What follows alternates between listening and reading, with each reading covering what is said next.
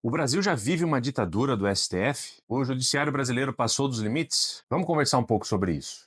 Na semana passada, o comediante Léo Lins foi condenado a 8 anos e meio de prisão por conta de conteúdo discriminatório nos seus shows. Além disso, tivemos também o avanço das investigações sobre o 8 de janeiro, onde Bolsonaro foi depor, prestar depoimento, e aparentemente gente da cúpula do antigo governo estaria envolvida nessa trama toda. E por último, mas não menos importante, tivemos o anúncio do marco regulatório das redes sociais pelo ministro do STF, Alexandre de Moraes. A partir de agora, as plataformas digitais serão responsáveis pelo conteúdo apresentado pelos usuários. Isso provavelmente vai levar ao reforço das restrições sobre conteúdos na internet no Brasil. Calma, calma. No vídeo de hoje eu não vou comentar sobre nenhum desses três casos em específico, mas explicar como eles demonstram um padrão recente na cena política brasileira. O assunto aqui é outro, beleza? Então veja só. De tudo isso, o que a gente pode concluir é que cada vez mais o judiciário brasileiro, principalmente o STF, vai intervir nas grandes questões nacionais. O judiciário se faz cada vez mais presente no dia a dia do brasileiro. Mas nem sempre foi assim. Há pouco tempo, ninguém conhecia o nome dos ministros do STF. Quando eu era garoto, a gente nem sabia disso. E hoje em dia as pessoas não só conhecem os 11 membros do STF, como falam sobre o perfil de cada um.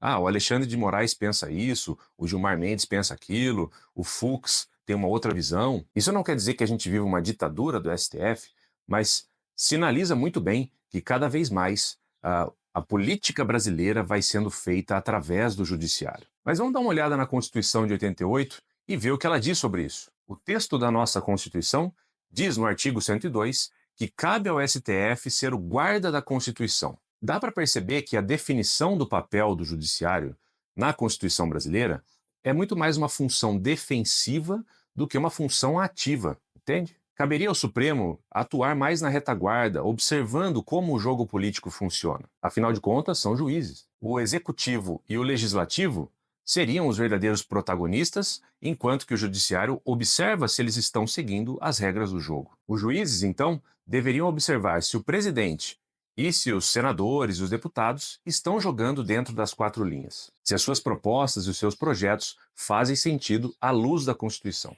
Mas o que vemos é a judicialização da política. O que é isso?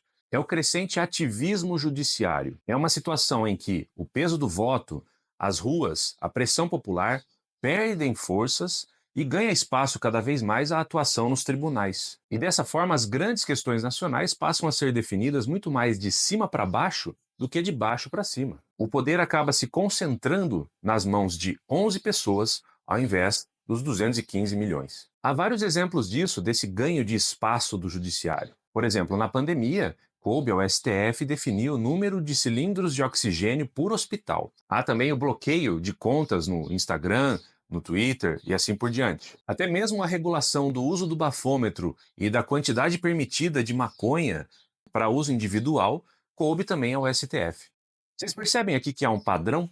Questões extremamente específicas e técnicas começam a ser jogadas para a decisão do Supremo Tribunal Federal.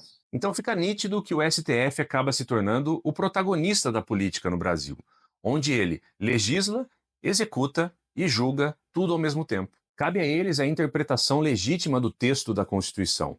Isso aí já temos um índice de subjetividade muito grande. A opinião dos ministros conta demais. Tem muito poder concentrado neles. Nós vemos ainda a falta de freios a esse poder. Falta aquilo que os liberais chamam de pesos e contrapesos. Isto é, outros poderes que podem regular, limitar a atuação do STF, que é a forma saudável de funcionamento de uma democracia. Hoje em dia a gente vê que deputados, senadores e mesmo presidentes e ex-presidentes tremem diante da ação do judiciário. São decisões que moldam o destino do Brasil. E o mais interessante é que eles não foram eleitos para isso. Eles foram indicados por presidentes e depois referendados pelo legislativo. Tudo bem, esse é o procedimento estabelecido pela Constituição, mas ainda assim não. Sem contar que eles têm um mandato vitalício. Então, os presidentes vêm e vão, entram e saem, mas os ministros do STF continuam lá. A ideia era garantir estabilidade à democracia brasileira. Porém, isso tem servido também para que o poder fique nas mãos deles. Então, vale mais a pena você ter um juiz ao seu lado do que ter uma bancada toda ao seu lado. E isso provoca uma série de riscos para o Brasil. O risco mais óbvio é o risco de abuso de poder e da pressão de grupos de interesse sobre o STF. Isso pode também nos levar a uma situação em que o judiciário pode se colocar na posição de alguém que vai realizar uma verdadeira engenharia social sobre um país inteiro. O que eu quero dizer com isso? Que, através de medidas lá de cima, você pode ir reconstruindo e moldando uma sociedade inteira a partir de decisões que vêm de um grupo muito pequeno da sociedade. Eu já ouvi em conversas por aí que teríamos que votar em um candidato ou outro pensando no número de ministros do STF que ele indicaria. Então, mesmo a eleição por executivo já começa a ser pensada em termos de utilidade para a escolha de ministros do STF. Isso não parece ser uma situação muito saudável numa república. Então, dizer que a gente vive uma ditadura do STF talvez seja um exagero mesmo. Mas apontar riscos, problemas e excessos não só é natural, normal, como também é muito positivo para o andamento da república no Brasil.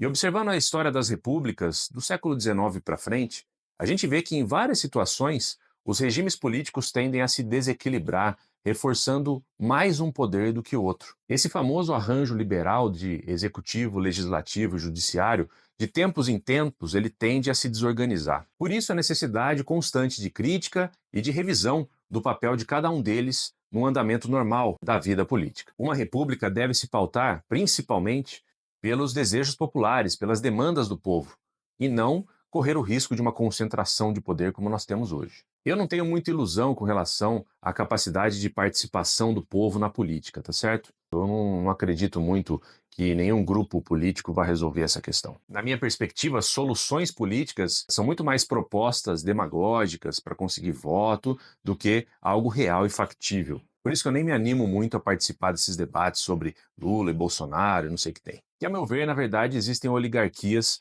que comandam o Estado brasileiro e a sociedade brasileira. Toda a sociedade é governada por elites, afinal de contas. Mas isso não significa que a gente tenha simplesmente que se conformar com uma situação. Então nós temos que cobrar, sim, transparência nas decisões, moderação nas atividades do judiciário e proporção nas penas aplicadas. E se você não liga muito para isso, porque você concorda com todas as decisões que têm sido tomadas até aqui, muito cuidado. Eu peço que você reflita um pouco a respeito disso, porque toda concentração de poder, mais cedo ou mais tarde, pode se voltar contra você também. A política sempre exige uma postura de vigilância com relação a quem está no poder. Isso é fundamental. A pressão sobre os políticos é essencial para a gente conseguir ter uma sociedade pelo menos um pouco melhor. E você, o que pensa sobre o STF no Brasil? Concorda? Discorda das decisões que tem tomado? Deixa seu comentário e inscreva-se no canal para continuar pensando alto aqui comigo.